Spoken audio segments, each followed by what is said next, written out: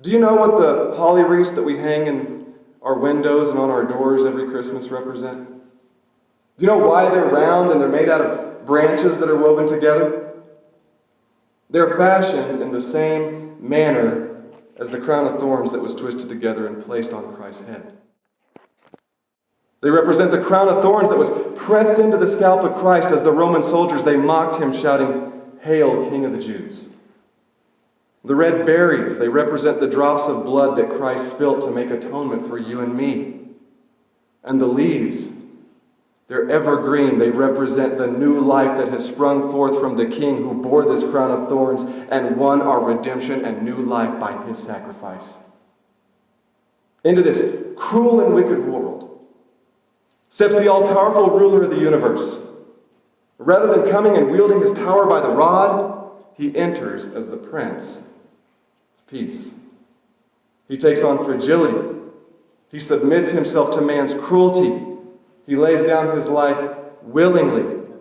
He takes on this crown of thorns, and through his suffering, brings life to a dying world.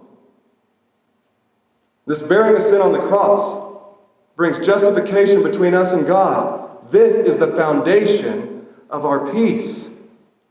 This is the whole point of Christmas, and Christianity for that matter.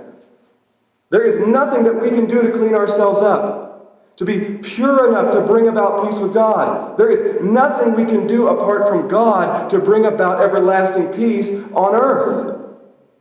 This kind of healing, this kind of redemption and restoration, it can only be accomplished by a work of God. God has to come for us.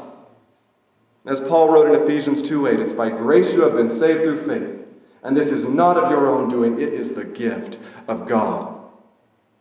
The greatest Christmas gift, the only gift of eternal consequence. This gift of grace, that Christ is born in flesh, that he bore the wrath of God for our sin, and that he's reconciled us to God. So that when the Father looks on those who follow Christ, the inheritors of Christ's righteousness, he sees only the righteousness of the Son with whom he is well pleased.